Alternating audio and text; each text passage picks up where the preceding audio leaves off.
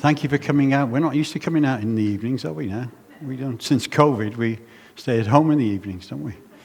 Oh, yeah. But anyway, welcome to everybody. And thanks, Becky, for the introduction. I'm going to speak about the Kairos II document, which you will have all have heard of in the news last week when the Anglican Synod heard the document, read the document, and actually didn't receive it officially, but said they'd heard it and were going to send it out to their bishops, who would then send it out to their clergy, who would then read the document and study the document. So you've all heard about the document, I'm sure. Has anybody not heard about it? I think we're all pretty well aware of the document itself, but do we know what it contains and do we know the background? Well, that's what I'm going to try and impart tonight, is that story, and put some meat on the bones, but also try and make us aware of this movement which is part of Kairos II. Kairos II document doesn't stand alone.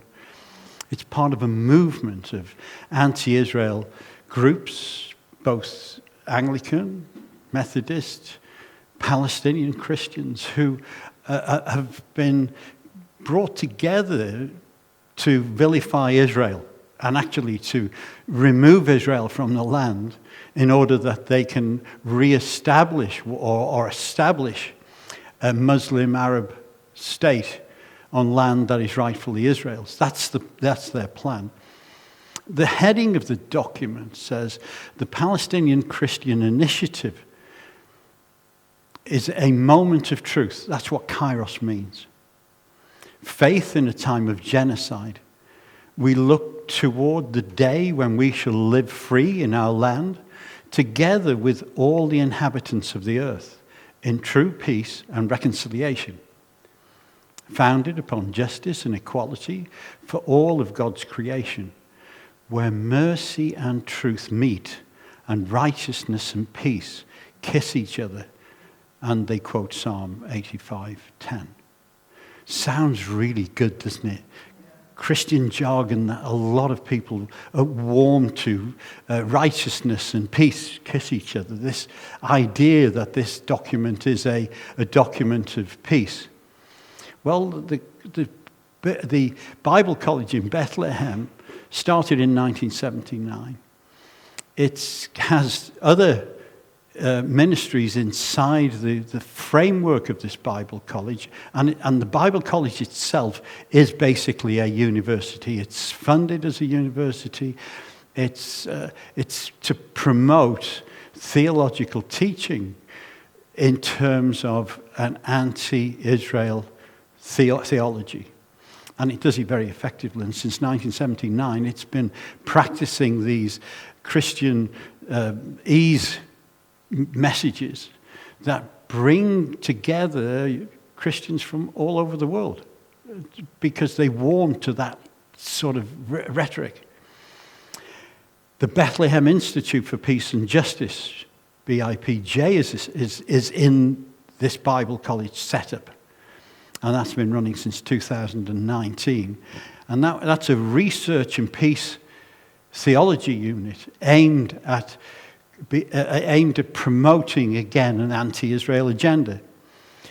Many of you over the last few years may have heard or been witnesses to the biennial meetings of the Christ at the Checkpoint. And I remembered watching that a number of times when the Bethlehem Bible College invites speakers from all over the world, anti-Israel speakers from all over the world, to speak. And they have a conference, and the conference can be 4 or 5 days long.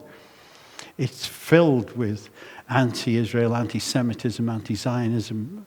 And I'm going to explain all those things. But it's a very effective tool in the propaganda machine against Israel. And it focuses on the Christian church in America and in Europe and, of course, the UK. And it changes ideas about Israel from a theological point of view, but also from a political point of view. It's a very dangerous piece of work, really, a conference that actually can brainwash many Christians from around the world. And then another arm of the college is the Galilee Bible College, which is further north. That's part of it. And people come from all over the world to both Bethlehem and Galilee Bible colleges to learn theology. And it's the Palestinian narrative, Christian narrative. There are many other organizations involved in it, and I'm going to touch on some of those. But you can see this is not written by just an independent group. This is written by something that's been an effective tool in vilifying Israel since 1979. I want to start off by quoting a scripture which we hold fast to. And we all hold fast to this scripture. And it's Amos 9:14-15. And it's part of numerous scriptures which speak about the ingathering of the Jews and the establishment of the Jews. And it says, I will restore the fortunes of my people Israel, and they shall rebuild the ruined cities and inhabit them. They shall plant vineyards and drink wine, and they shall make gardens and eat their fruit. I will plant them upon their land, and they shall never again be plucked up out of the land that I have given them, says the Lord your God. So I'm going to pray before I go any further and just thank God for Israel and the promises that he's made to Abraham, Isaac, and Jacob and their descendants throughout history, which he's fulfilling in our generation. So, Father, I pray, as Becky has prayed, that you would bless Israel. You would bless the Jewish people, both here in the UK, around the world, and in Israel itself. Father, we pray for them. We pray that you would protect them. You would keep them safe. And we also pray, Lord, that you would make us strong supporters of your chosen people. Father, help us to understand not only what's happening in the natural with documents such as Kairos II, but what's happening in the spiritual as well. And help us to become equipped to be good advocates for you and for the Jewish people around the world. I pray that in Yeshua's name. Now, this document, of course, targets Israel. The main targets itself, though, are Jewish Zionism and Christian Zionism.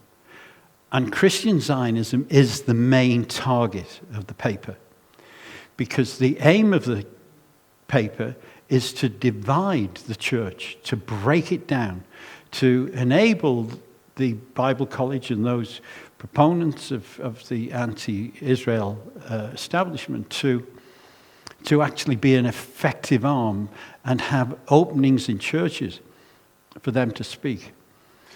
And also to bar Christian Zionists from speaking in churches. Because now I don't get invited to churches to speak because I'm quite well known in many circles. And that's the aim of this document and the other documents that have been similar to them in history. Now, the paper itself has been accepted by the Anglican Church. They say they've read it. They're not saying they agree with it, but they've read it. And as I've said earlier, they've sent it out for study. The Methodist Church accepted it wholeheartedly. The Catholic Church has not accepted the document and remains neutral, saying we're against war, whatever.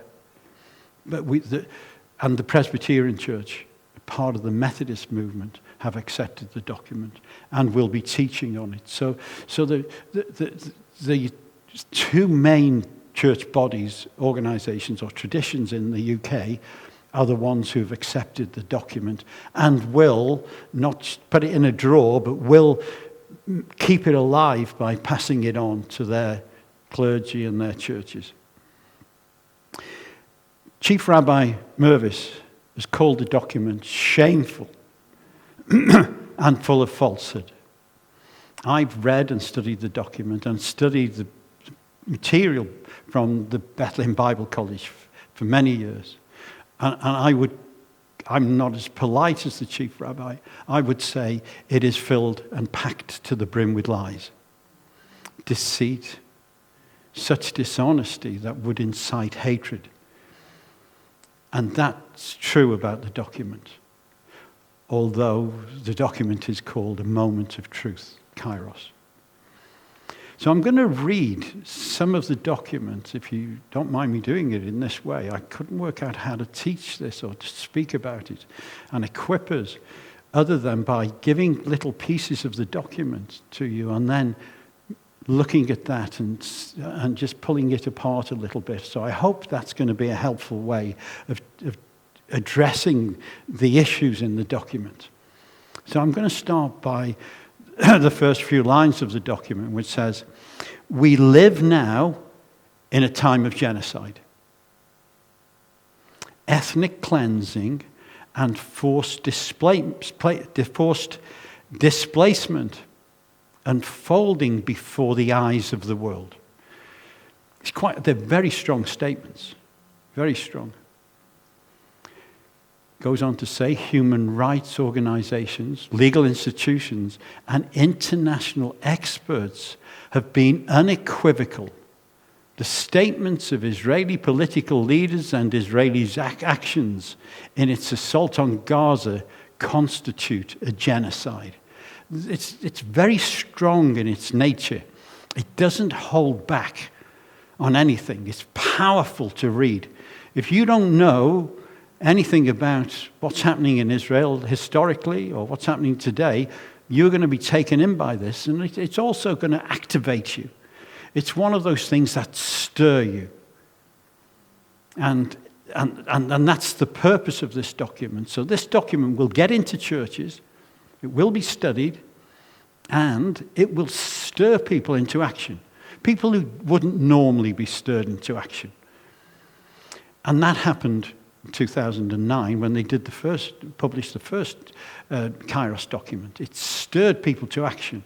And there were churches in Chester and all over North Wales and the Wirral who were promoting the Kairos document because they were taken in by it, and it hit something inside them which made them want to be activists. So this statement, as it says, human rights organizations, it makes it sound, it gives it legitimacy. Call it a genocide. So what does genocide mean? Genocide is a term coined by Raphael Lemkin in 1944. Genocide, he says, is an international crime defined as the intent to destroy, in whole or in part, a national, ethnic, racial, or religious group. And I want to comment on either the definitions or what the document says, because there has never, ever been any evidence in anywhere that this statement that Israel is causing a genocide has ever taken place. There is nothing in any of the speeches by any of the Knesset members, by any of the mayors in the cities, by any of the religious organizations, whether you're ultra-Orthodox or liberal, or, more importantly in Israel, the secular. They have never called for the destruction of the Palestinian Arabs, the Muslims, or any ethnic group who live in Israel or in any of the borders of Israel. Israel accept Christians, they accept Muslims, they accept Druze, they accept all faiths in Israel. But in regard to the Palestinian Arabs, because this is the question, they are the people that we're talking about, they have never asked for the destruction or called for the destruction of the Palestinian Arabs. Their goal is to destroy the terrorists, who are part of the community, but not the community. Israel want to work with Palestinians. That is true, absolutely true. But who can work with terrorists? You can't. And also, There's never been a call for the destruction of the Palestinians as a race or a religion. Never. This can be refuted by that evidence. There is no evidence that Israel are committing a genocide. What Israel are doing is trying to destroy the terrorists who over years have tried to destroy them. That is the truth. The document goes on to say, and this is where we start to see some words coming in which are very powerful in terms of their document, but also very damaging for Israel and damaging for Christian Zionists like ourselves. It says, Zionists do not want us to remain on our land. That's the first part of the sentence. It's not their land. The accusation that Israel is occupying parts of the West Bank, Judea and Samaria, or occupying Gaza are untrue. That's Israel's land by right. But Israel have allowed the Palestinian Arabs to live there. And I'm going to come on to that when I speak about Gaza a bit later on. Israel has been gracious enough in history to allow people of all races, all religions, all faiths to live on the land in Israel. And that's important because the accusation goes on in the document. It says their plan for us is displacement, death, or submission. This genocide has been carried out by Israel after decades of apartheid, settler colonialism, exposed today in the truth and in the face of a Zionist ideology. So they use the word apartheid. Now, I mentioned genocide. Do we know what apartheid is? Do we know what they're trying to say? Well, apartheid only applies to South Africa because we know in South Africa there was apartheid with blacks and whites. It was simple. Whites were not allowed onto buses. They were not allowed onto... blacks were not allowed onto buses. They were not allowed into certain areas. They were second-class citizens. And that was supported by the government. And there's never... And there was segregation at every level in society in South Africa. There was this apartheid phrase used legitimately. But is it legitimately used in Israel? Of course it isn't. Because Israel in the Knesset has Arab, Muslim members of the Knesset. It has Muslim, Arabs, Palestinians living in the communities all across Israel. They are free if they would only stop attacking Israel. I'm going to show you a sign, and some of you will have seen this sign very often. It's a sign Becky's putting up on the PowerPoint now. And it's the sign outside Bethlehem and also outside other areas where the Palestinian Authority control. And the sign reads, and you've seen this. How many of you have seen this sign? Quite a few of you. The sign reads, the entrance for Israeli citizens is forbidden, dangerous to your lives, and is against the Israeli law. This is apartheid on the side of the Palestinian Arabs. You can't go into Bethlehem. I've been there with Jews. They can't come in with me. If you go on a tour and you've got an Israeli guide, you'll find that the Israeli guide has to drop off and an Arab guide comes in. In Jericho, it's exactly the same. The Israeli guides can't go in. I've experienced that numerous times. So, because Jews are not allowed to live in Bethlehem, in Nazareth, in Jericho, and many other areas. But contrary to that, they can live in Israel. Arabs can live in Israel. So the accusation of apartheid is absolutely wrong. There's no foundation for it. Absolutely none. And if you can't see the sign, for those on the internet. I'll say it again. Under the Palestinian Authority, the entrance for Israeli citizens is forbidden, dangerous to your lives, and is against the Israeli law. It's a horrible sign to have. That is the sign of apartheid placed there by Palestinian authorities and the Palestinian people. And it's adhered to. So the next word in this paragraph in the document, when it talks about apartheid and settler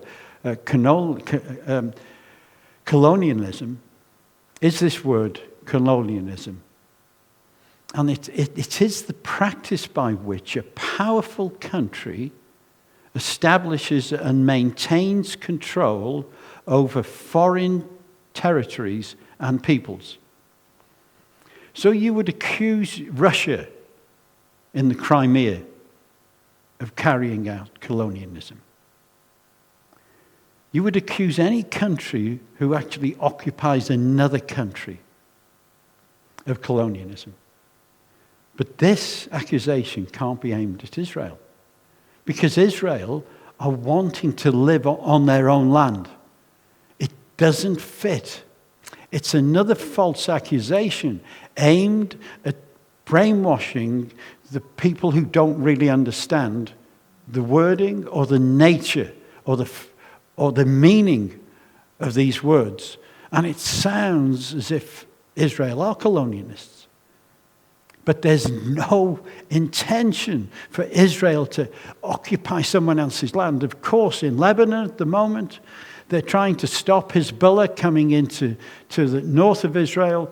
So they are at this very moment holding a piece of land above the Lebanese border, just below the Litani River, so that Hezbollah cannot establish firing points to attack Israel. But only yesterday, there was a trial with the IDF to withdraw their troops from this borderland, which is in Lebanon, and have it replaced by the Lebanese army. Is that colonialism?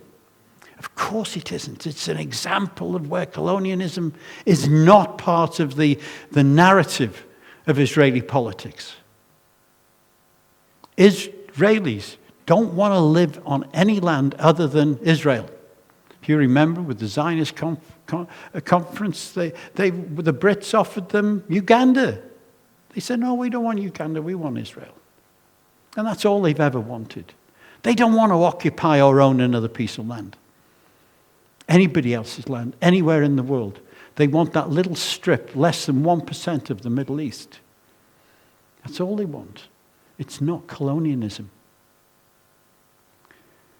The document goes on further down. It says, this war has also exposed another reality of Zionism, whether Jewish or Christian, in its justification of violence and killing. What they're saying is Zionists justify the killing of Arabs, Jews, because of the scriptures or because of the political movement of Zionism. And it's a justification, they say, for violence and killing.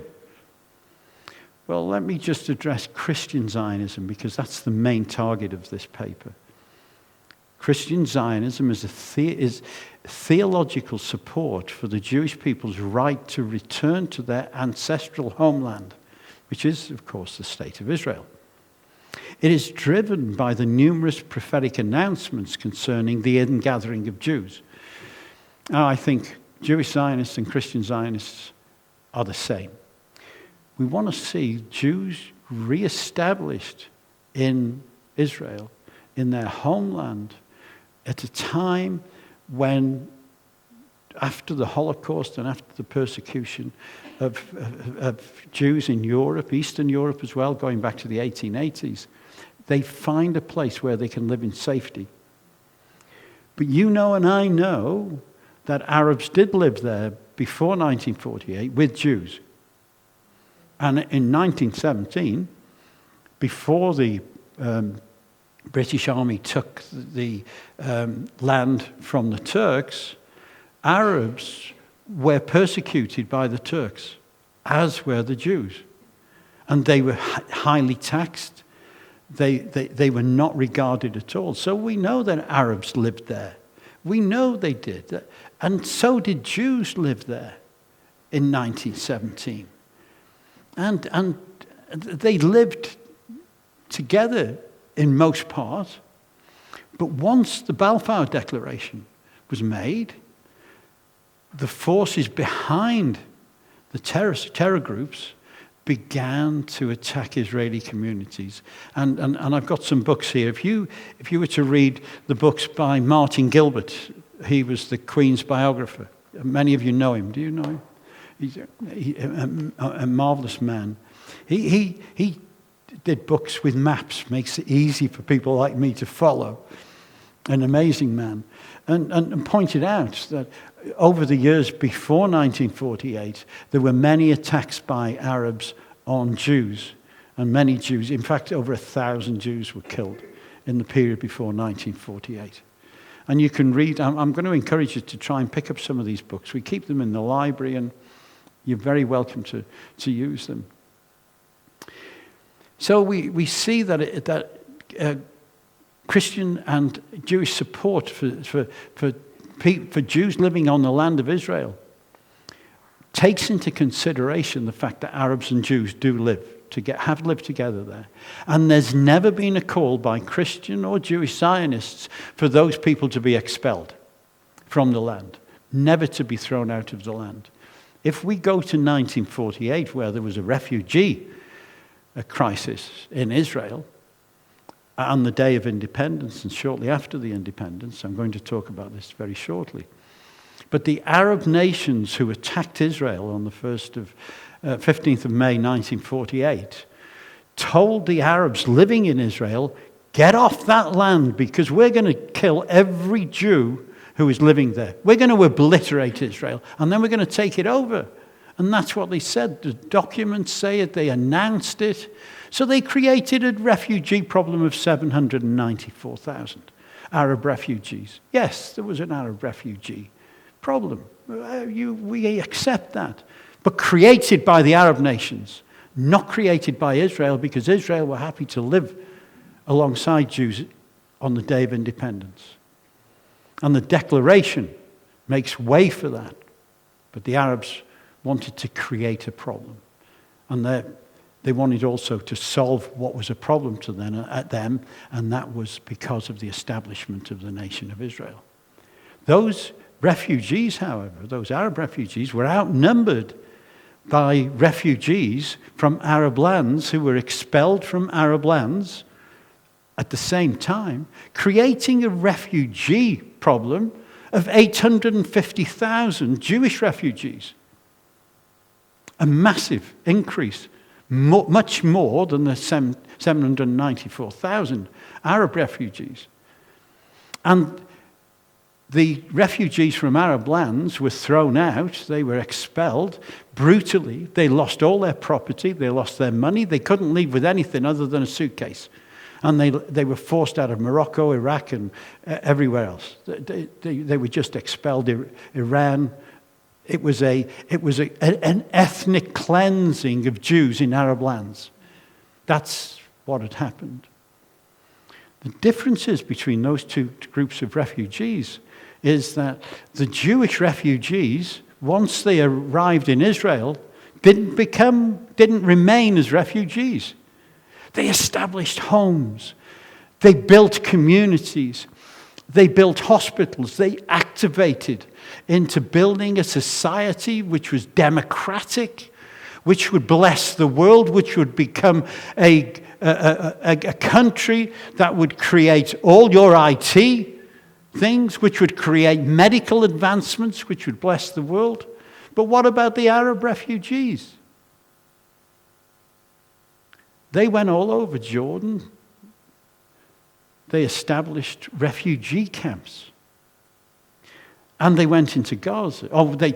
They went into all various areas and remained refugees purposely.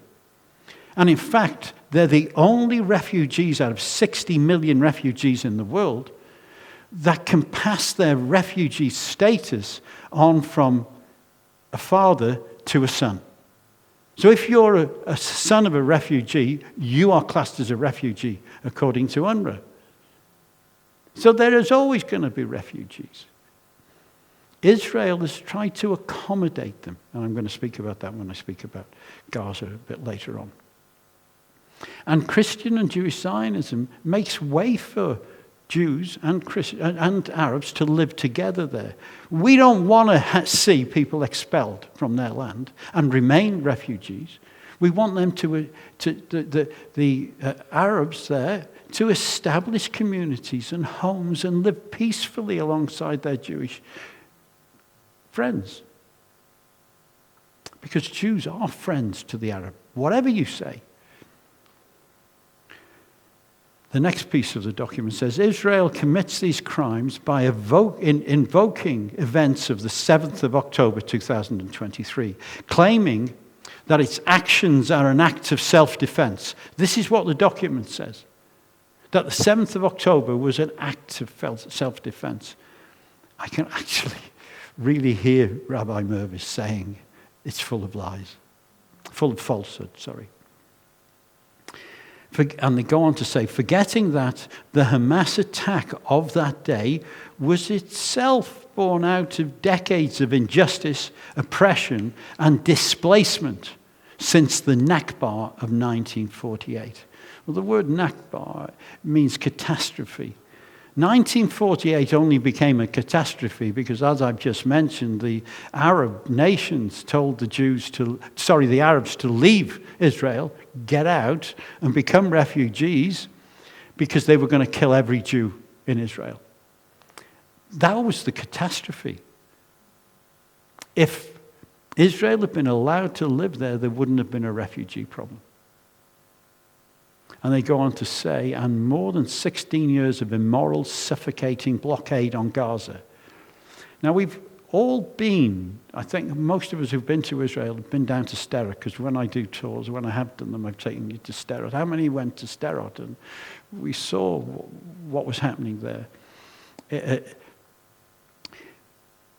Rockets have continually hit Israel from Gaza, Sderot.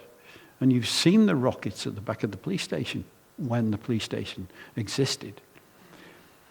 And you've heard stories from our friends in Kfar Aza and the kibbutzim on the Gaza border. But I just want to give a little bit of background.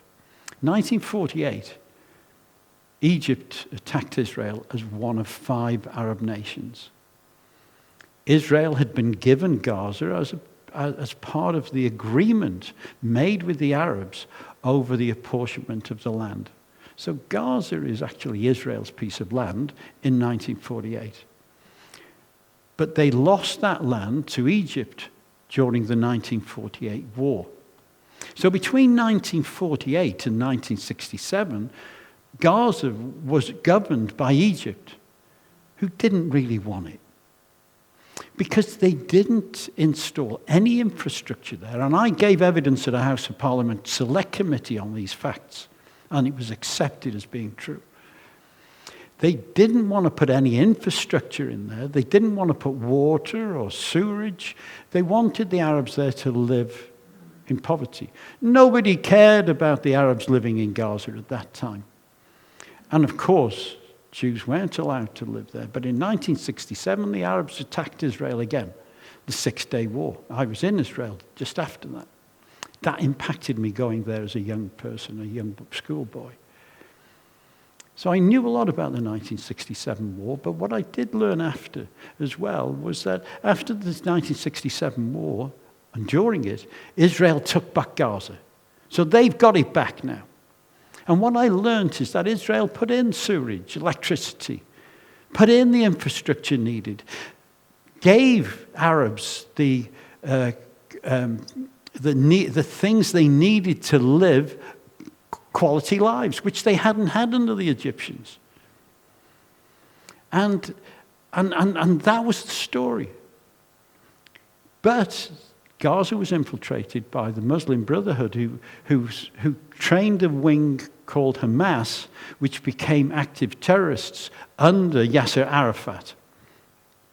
And Yasser Arafat, you will remember, became he led Hamas, and he was in charge or governed the Hamas terrorist group in Gaza. He became the 6th richest man in the world from aid that was given for the Arab people.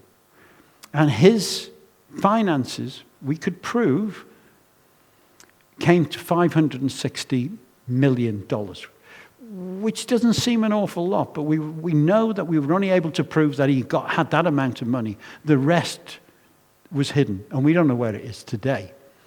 But he could have given that money to his people, but he didn't want to do that.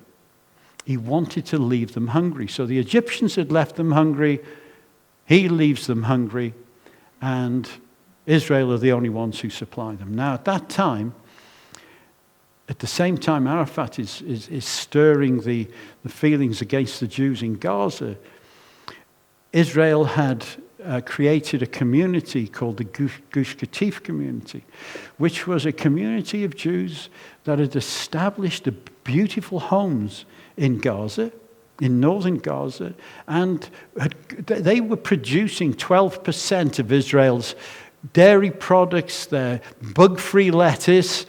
Their greenhouses were full of tomatoes, which they exported. They exported tulips, not from Amsterdam, but from Gaza to Amsterdam for the Dutch to sell to us at a profit. This community was healthy. They had herds of cattle, but they employed 500 Arabs, as well as Jews, on their farms. An amazing example of coexistence. But Arafat initiated terror attacks on the Gush Katif community, and 47 men, women, and children at different times, one or two at a time, were shot by terrorists under Arafat's instruction, those terrorists being Hamas terrorists. And Hamas had already established a charter. Now, I'm addressing this thing about Hamas injustices. Their charter, and some of you will have read it, maintains support for an armed struggle and complete liberation of Palestine. I'm quoting the charter. From the Jordan River to the Mediterranean Sea. And they explicitly call for the murder of Jews. And we can cite the text in that by saying to you, and I quote, "The day of judgment will not come about until Muslims fight the Jews and kill them." So Hamas have established an intent to kill Jews and to remove Jews from the river to the sea. Their charter was the one that formed that quote. And their intent was to do that. So they start firing rockets into Sderot. And Ariel Sharon, and you all know the story, in 2005 makes a deal with his own government. And this was the deal: if we give Gaza to the Palestinian Arabs, they will have a place and they won't have a complaint. I suppose there was some sense in it, but it didn't make sense to me, but it did to Ariel Sharon. He convinced the government, and they gave Gaza to the Palestinian Arabs and said, "It's down to you, it's over to you." And they extracted by force the Gush Katif community. I met with them days after they were dragged out, some of them, out of their homes. And they were in tents by the Eretz crossing. And I was with them there. I spent a couple of days with them. They were in tents, and many of them were crying because they'd lost their homes. They'd lost their livelihoods. The Arabs had lost their livelihoods because those 500 that were employed now lost their work. Because Hamas didn't retain the greenhouses or the houses or the communities or the herds of cattle or anything at all. They blew them up. Not one greenhouse was left standing. And of course, the Gush Katif community spent the next 12 months living in hotels, in tents, and also a community. They built a community of caravans, and I went and visited them in Nitzan on the way to between Gaza and Jerusalem. And they lived there, and rockets kept flying into Nitzan. It was a tragedy, an absolute tragedy for both the Israelis and for the Arabs, because now the Arabs hadn't got anyone giving them what they needed. They didn't get any support from Hamas, because Hamas want to keep people poor. And Hamas say, we've got no money, so UNRWA and the United Nations give them money, but Hamas is the richest terrorist organization in the world, as Arafat was. And Qatar have given $1 billion to Hamas over the last few years. Poverty is created by Hamas, not by Israel. And so what brought about the 7th of October? It was the ideology of the terrorist wanting to kill every Jew on the border. And had they have succeeded in pushing Israel backwards from that attack, they would have gone further, absolutely gone further. So that attack was born out of hatred, not out of poverty. And of course, we know what had happened. 1,200 people brutally murdered, raped, fetuses, babies, beheaded, our friends' homes destroyed, lives destroyed. 250 hostages taken to the most despicable conditions, held against any Geneva Convention or Convention of War, held against their will and treated so brutally. And yet this document written by so-called Christians says that Hamas had every right to do that. You don't have a right to do that. And now Israel are being vilified for trying to kill those very terrorists that perpetrated those disgusting attacks. And in fact, just yesterday, 2 of the leaders of the Hamas terrorists who entered the communities were killed by Israeli forces, because Israeli forces aren't targeting the civilian population in Gaza, they're targeting the terrorists. An example of that was what I've just said from yesterday. And there's a bigger story there, but I haven't got time to do that, so I'm going to carry on moving, keep going at pace if I can. The paper goes on to say, for Palestinians within the state of Israel, blatant racism and discrimination persist. Now I want you to just make a note of that. Racism, blatant racism and discrimination persist. I'm going to address that in a moment. Christians in Palestine, it says, and in the diaspora are an inseparable part of the Palestinian people. So what the Bethlehem Bible College say, that Christians within the Palestinian Arab areas are part of the Palestinian people. Well, of course they are. Many of them, not all of them, but many of them are born in those areas in Bethlehem, Nazareth and places. They are Palestinian Arabs who have converted to Christianity. But what does the Bible tell us? It tells us that when we become believers and followers of the Jewish Yeshua, we, Paul and Yeshua say, we're grafted in to be not citizens of our nation, but citizens of Israel. So their theology is that actually they remain in the place that they were before they became or converted. The other thing about this is that if they were to speak against the Palestinian Authority, they wouldn't have a Bible college. They wouldn't get away with it. It wouldn't happen. So they're going to do the bidding of the Palestinian Authority. Absolutely 100%. And then it goes on to say, normalization agreements have been marketed as peace agreements between Israel and some Arab states under the name the Abraham Accords. You've all heard of the Abraham Accords. Do we know what they are? And then it goes on to say, a new phenomenon has also emerged, Zionist Islam. a recent movement among certain Arabs and Muslims who, for religious, economic, and geopolitical reasons, support Zionism and regard Israel as an ally. And that's what the Abraham Accords do. The Abraham Accords were brought about by the US in 2020 to try and establish links between the Arab nations and Israel, and trying to get the Arab states to recognize Israel as a legitimate nation and to trade with them.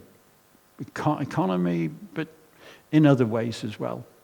And that's what the Abraham Accords are. But this paper now criticizes the Abraham Accords, and because these Arab nations are Muslim nations, they are saying it's Zionist Islam. So they're against anybody working for peace. Because the Abraham Accords are aimed at Arab nations working with Israel to find peaceful solutions for Israel to live on this tiny piece of land in the Middle East. What a great goal. But these Christians, these Bible college people, are saying that that is Zionist Islam and it's a bad thing. That it's not a normalization. That it's a recipe for no peace. It's a lie that takes place in the minds of the listener because they fail to understand what the Abraham Accords are. And the Abraham Accords, as I say, are really good for Arab-Israeli relations. They go on to say Israel is a colonial settler and exclusionary entity. Well, of course it's not.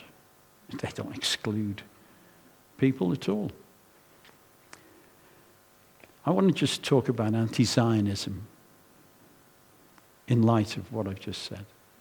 Anti-Zionism is simply another part of the body of hate known as anti-Semitism.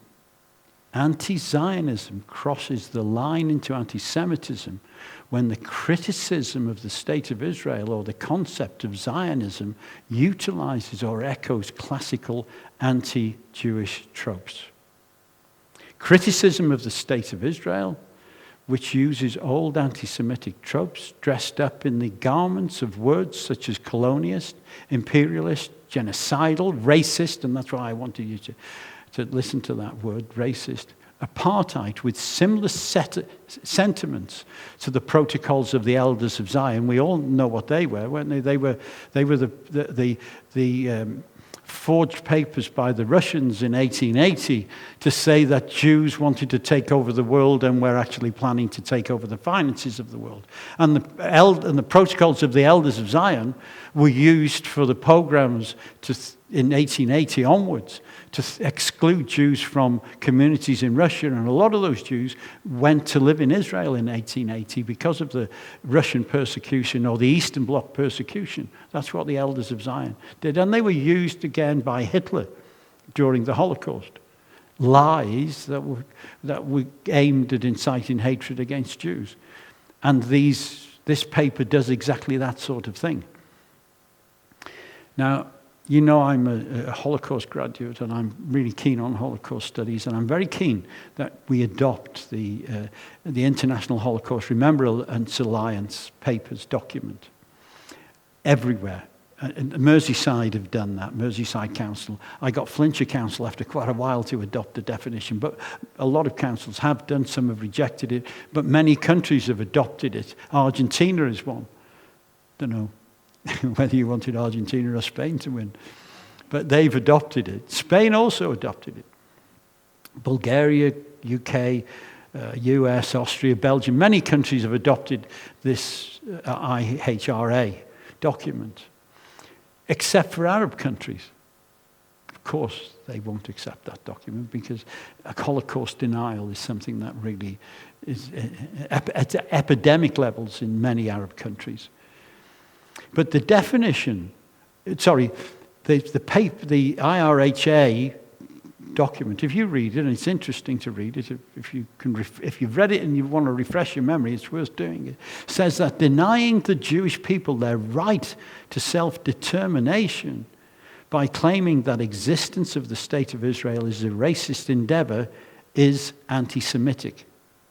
Anti-Zionism claims that. So anti-Zionism is the same as anti-Semitism. It's in the same bed. It can't be separated. And the IHRA definition of anti-Semitism is very clear. I'll read it again for you. By claiming that the existence of the state of Israel is a racist endeavor. And anyone who refuses Israel to have self-determination in the land of Israel is committing acts of anti-Semitism. Number 2, and I'm going to read 5 from this document. There are others. It says, applying double standards by requiring of it behavior not expected or demanded of any other democratic nation. That is anti-Semitism. Israel has a right to defend herself. If there are terrorists over the border, I think we would go in as a nation. The Americans would certainly go in as a nation. And so would most Western governments to protect their people. You can't have an enemy close to you that you allow to live and do what they want, because you'll have another 7th of October, without a doubt. And then number 3 is using the symbols and images associated with classic anti-Semitism. Claims of Jews killing Jesus, or the blood libel. You know what the blood libel is? The libel that was promulgated in 1144 by the church in Great Britain, which said that Jews drink the blood of Christian children at the feast of Passover or Easter. You have a look at the blood libel. And that was promoted right throughout Europe. It went from here to Spain, went all over Europe, and actually that was used in the Holocaust as well. And that is still being used in Arab newspapers today as a lie. So that is anti-Semitism. 4, drawing comparisons of contemporary Israeli policy to that of the Nazis. Well, we know that Jews today are being accused of being Nazis. That, according to the definition which most countries in Europe have accepted, is anti-Semitism. It's used in the anti-Zionism arena, but it forms the body of anti-Semitism. And holding Jews, this is final, holding Jews collectively responsible for actions of the state of Israel. So Jews in this country are being held for an IDF soldier's actions in Israel. That is anti-Semitic. And I want to show you now 2 cartoons. I'm just trying to break it up a little bit for you, but this picture is of Benjamin Netanyahu, who is using the blood of Palestinians to brick up the wall around Gaza. There's no wall around Gaza. But that was in the Times newspaper on the 27th of January 2013. I use it in the Hidden Treasures course. Most of you will remember if you've done the Hidden Treasures course. Written and published by the Times, of all newspapers in Great Britain. And published. Can you recognize why that is more hurtful on that day that it was published than any other day in the year? Holocaust Memorial. What a disgrace of the Times newspaper to do that. It's anti-Semitic. It fits with the IHRA definition, and yet the Times newspaper was never interviewed or prosecuted for that offense. It was allowed to go free. So Bex, can you do the next one, please? We were talking about, or I quoted the drawing of comparisons of contemporary Israeli policy to that of the Nazis in the IHRA definition. This is an example of that being used in newspapers,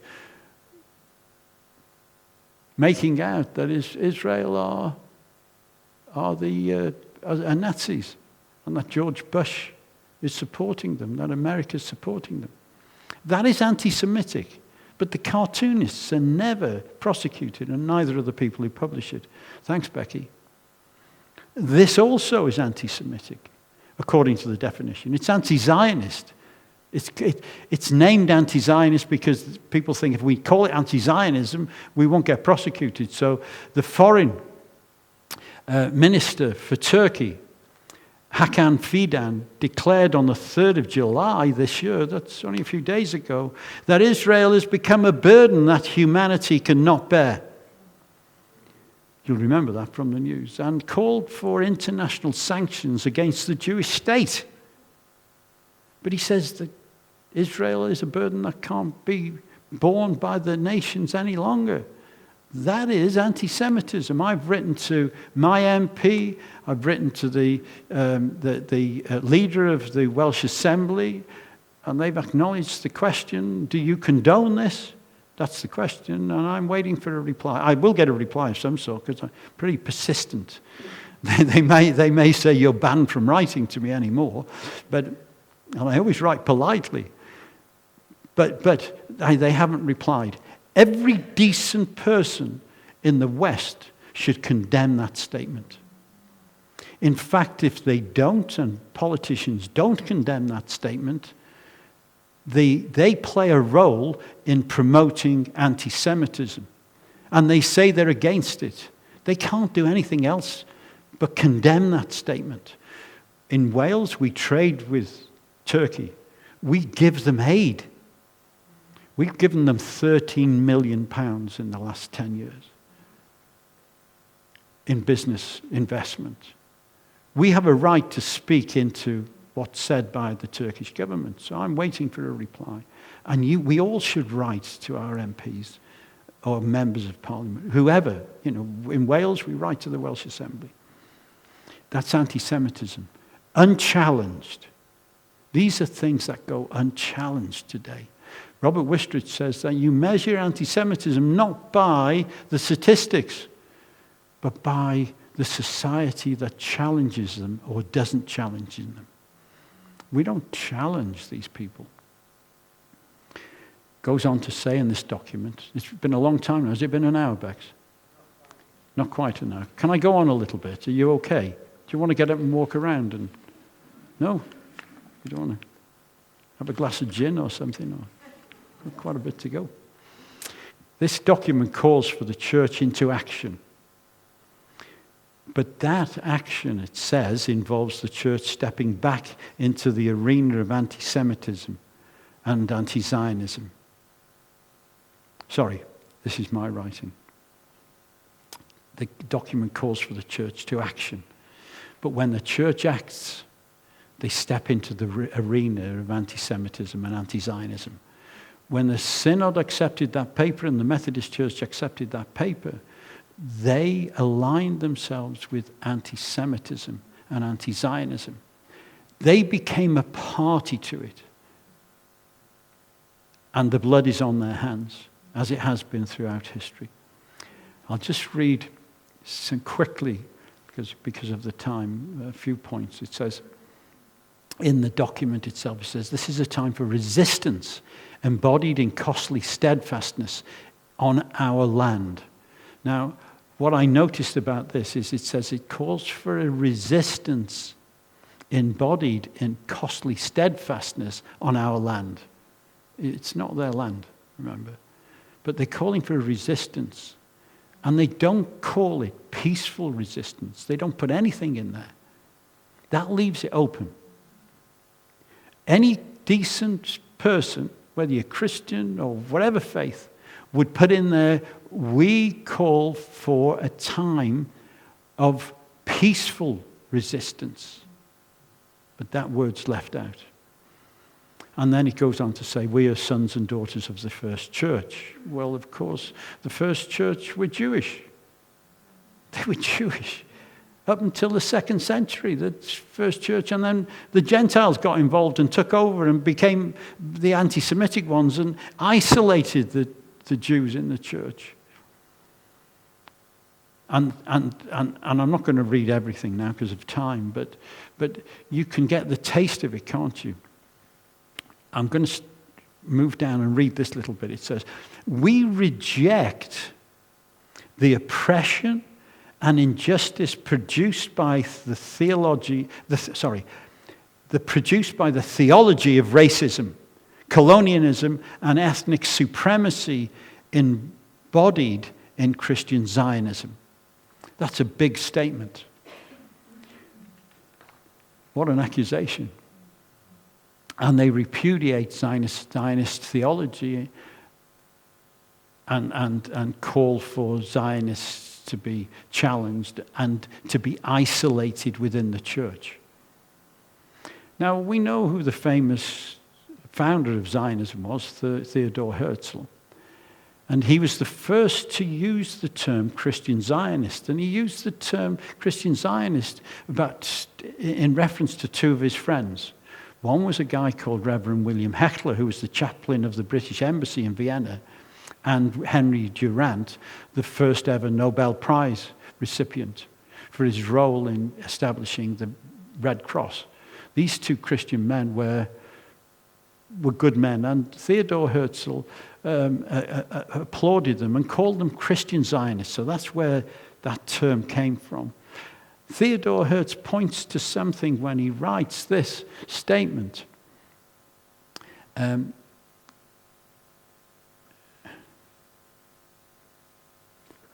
we are. Sorry, Bex, I didn't want that going up just yet.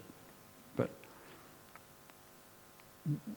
Theodor Herzl works alongside Christians who were Zionists. And Heckler and his friend, the guy who founded the Red Cross, were close friends of Theodor Herzl. David Lloyd George, the Prime Minister, up until 1922, from 1916, was a Christian Zionist. He was an ardent Zionist. Zionism was fundamental to him. So was Balfour. But we see also at that period, we see leaders of the British Army. People like Lieutenant Colonel John Henry Patterson, who was an Irish-born Christian Zionist, who commanded the Jewish Legion during the First World War.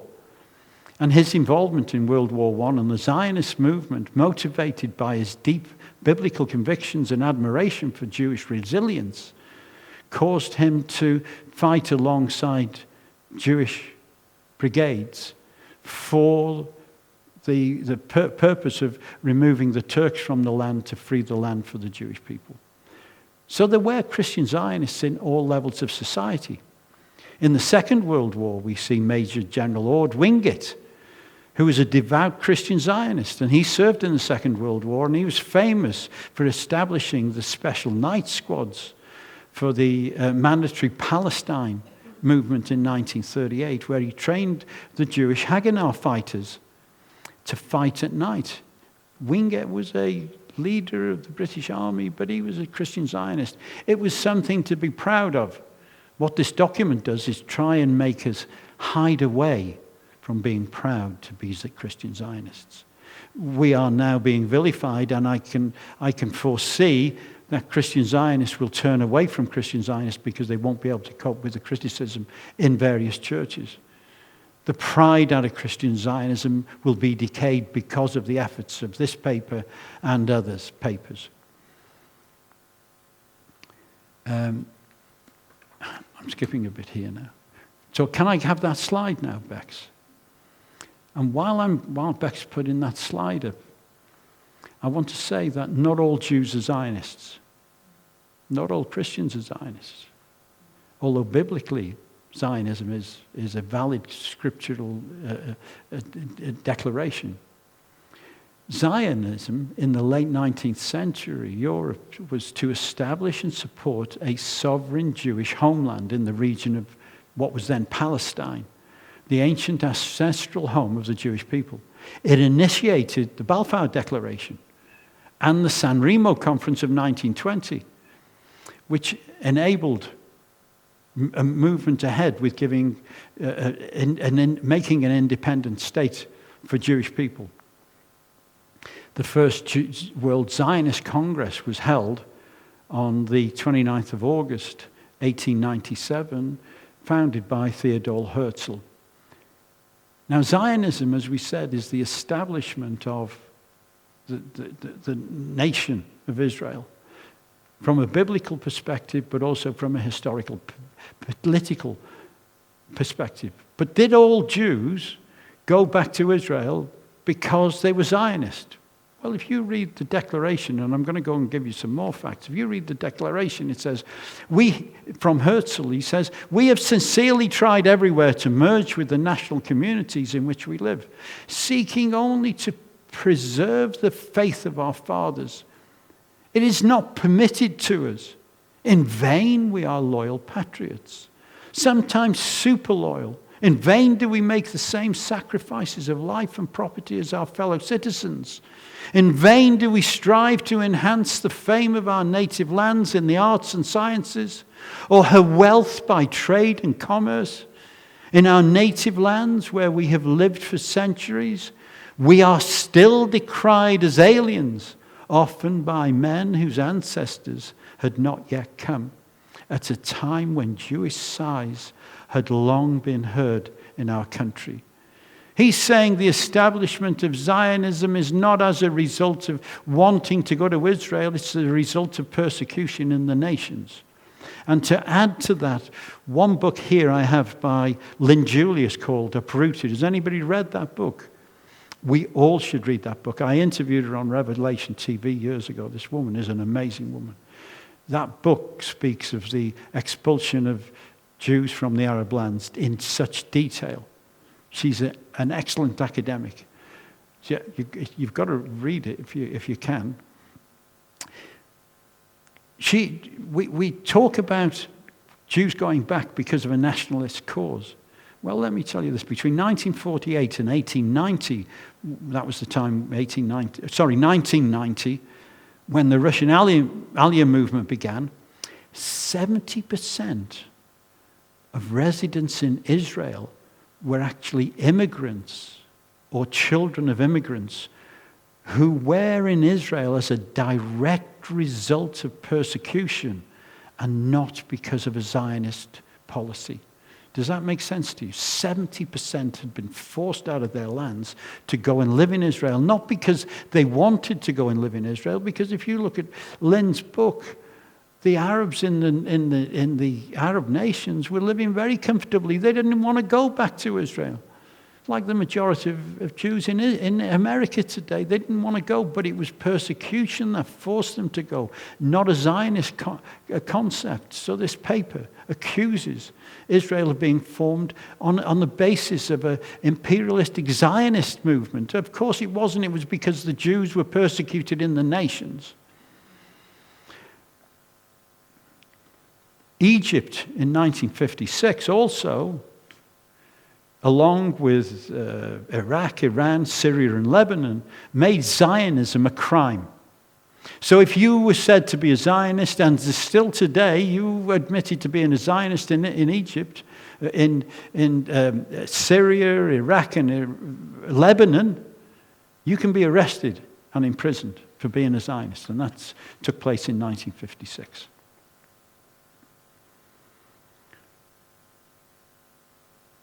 So I'm going to go to the churches. Why did the Anglican Church and the Methodists, who were an offshoot, and the Presbyterians, who were an offshoot from the Anglican movement, why is it that they've signed this document today or last week? Why did they do that? Because we've got a history. And the history of the traditional Protestant movement is one of complete anti-Semitism. If we take Luther, can we have the Luther slide up, Bex? If you're getting tired, will you just put your hand up, please? I'm nearly finished. I'll be finished by midnight anyway. No, I won't. I'll be finished very soon. This is what Luther said in 1546.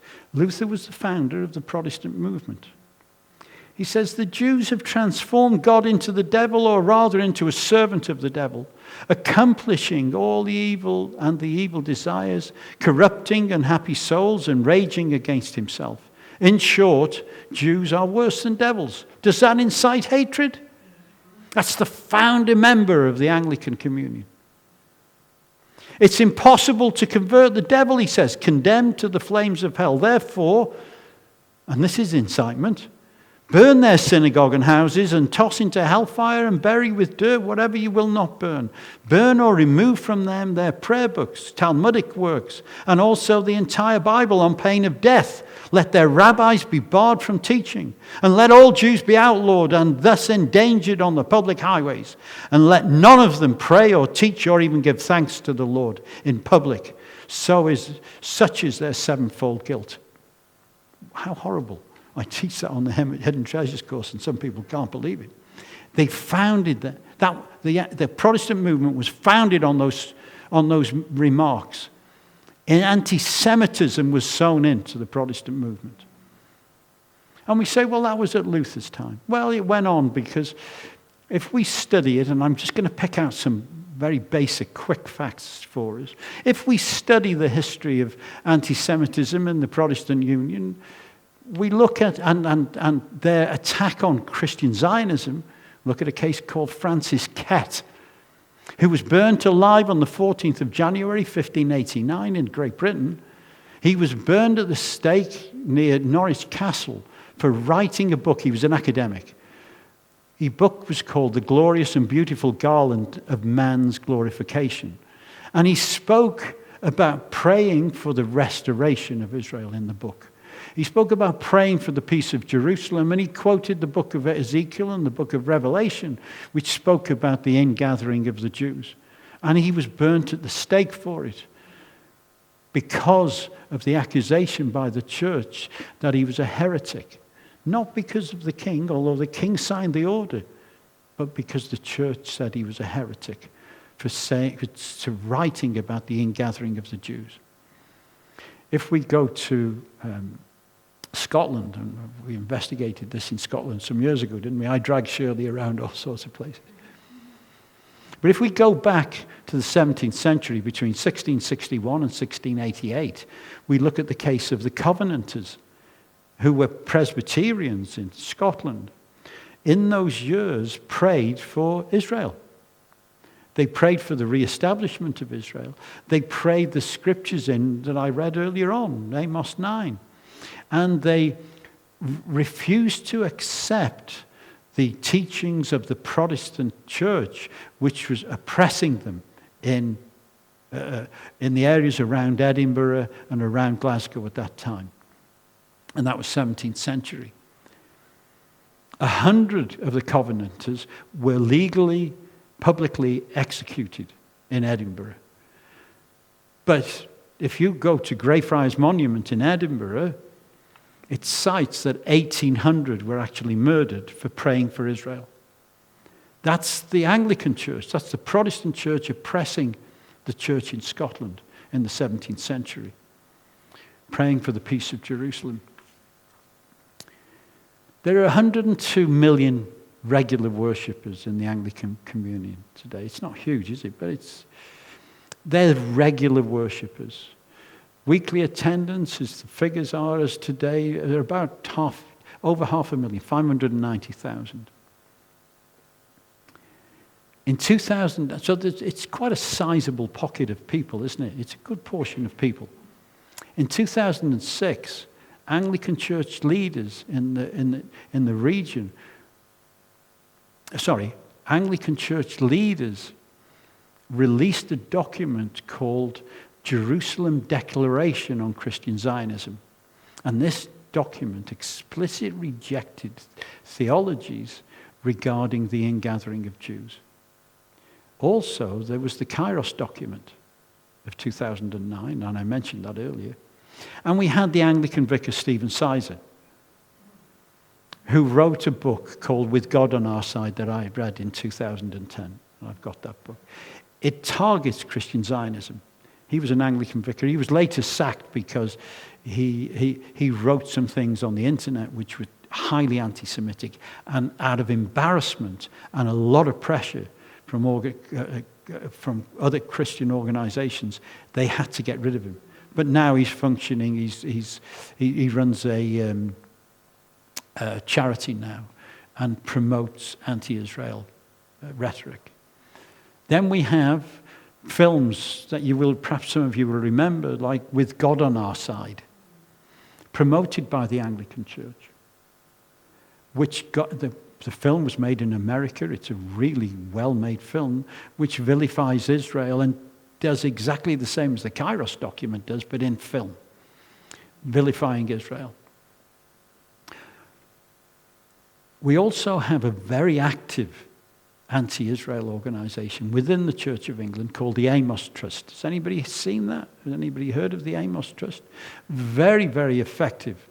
Garth Hewitt, perhaps you would remember Garth Hewitt, some of you, an Anglican priest, in 1985 began the Amos Trust, and he writes on their website that for over 75 years, Palestinians have lived under occupation.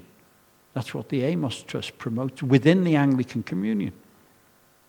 I'm going to move on quickly. Greenbelt, which is a festival that takes place every year. We've demonstrated down there, haven't we? Went there, yeah. Ed, I'll never forget Ed being with me there. Because they promote a Palestinian narrative, and they bring in bands from Palestinian Arab bands and speakers to promote an anti-Israel agenda. The British Methodist Church has historically condemned Israel, although Wesley, who founded the church, and his brother were actually Zionists. They wrote Zionist songs.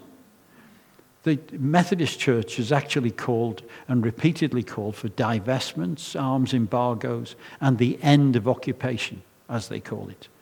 At conferences, delegates have endorsed international statements condemning Israel for apartheid. So it's not just the Kairos document, it's the Methodist Church as well.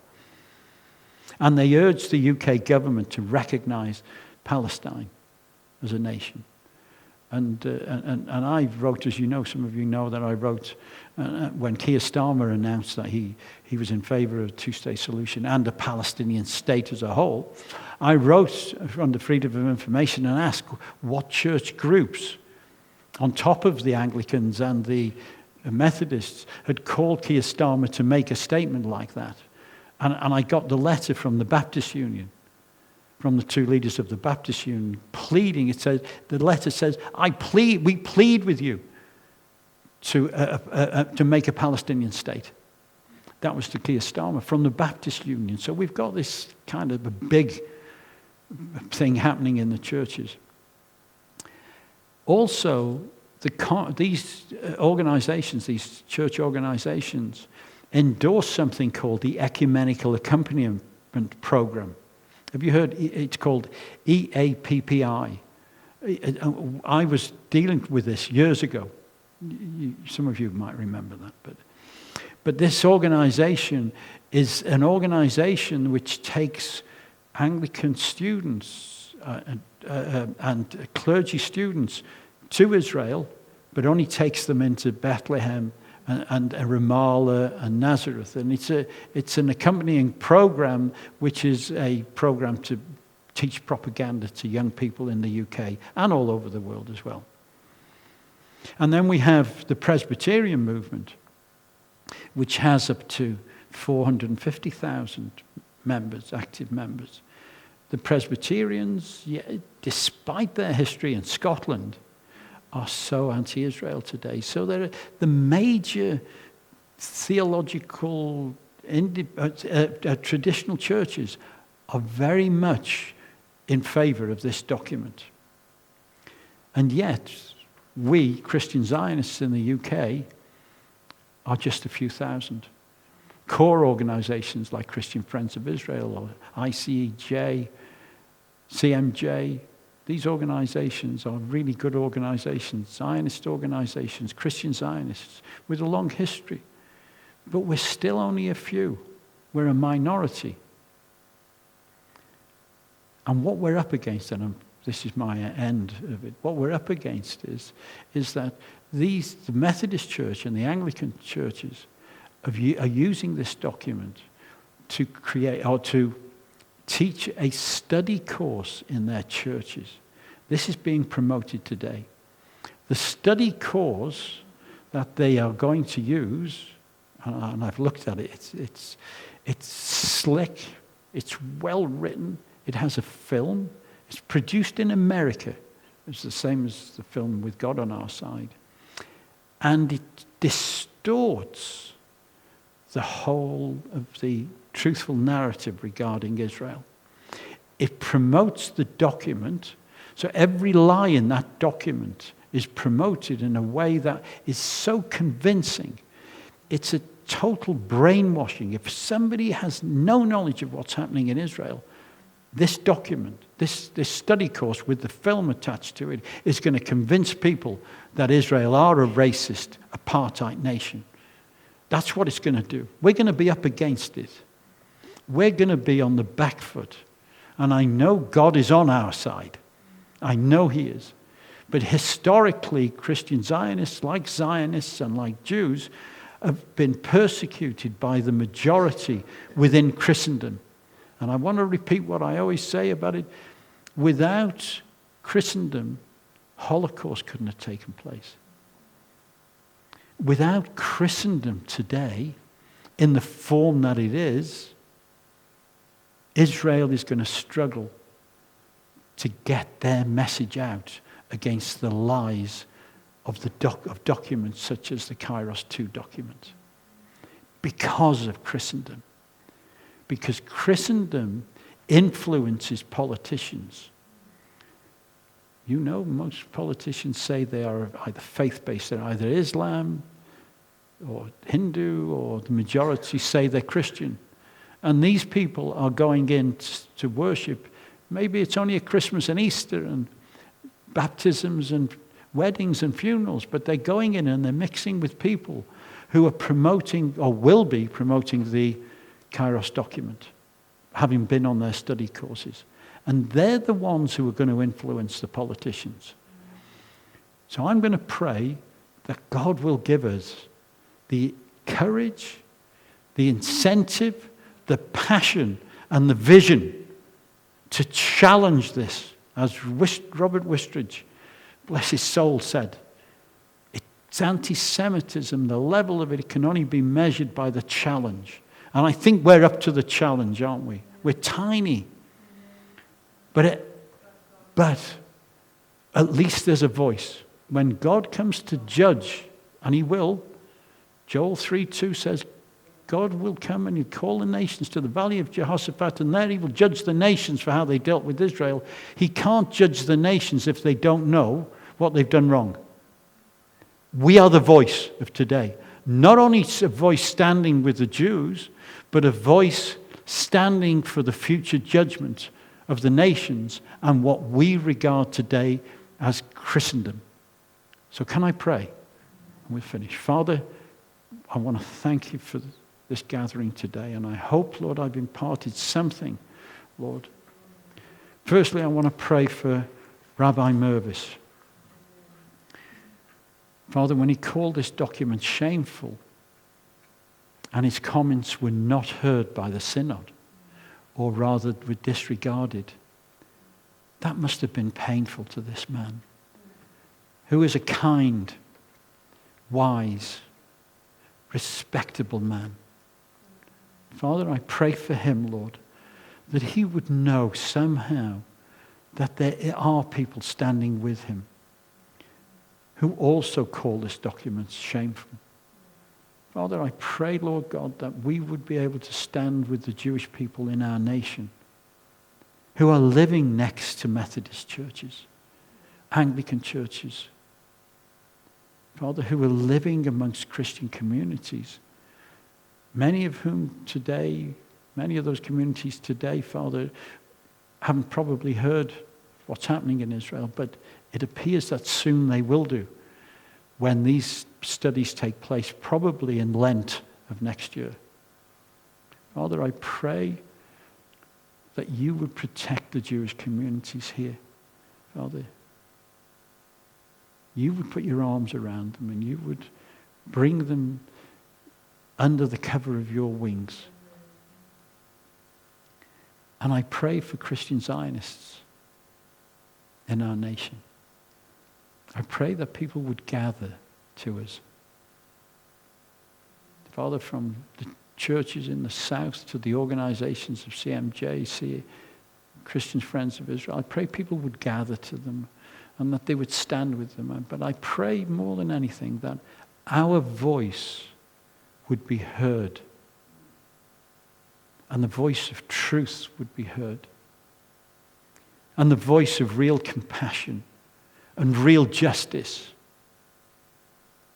would be heard amongst the shouts of lies and hatred through documents such as this, which incite such anti-Semitism, anti-Zionism, that it affects the communities that we love in this nation, the Jewish people. And I pray for Israel, I pray for their government, the IDF soldiers, the people who were still mourning from the 7th of October. And I pray for those Jews who are thinking of going back to Israel. Pray for those ones who are considering making Aliyah. Father, would you bless them? Would you bless the Jewish community? And I pray that in Yeshua's name. Amen. Thanks, Dave. So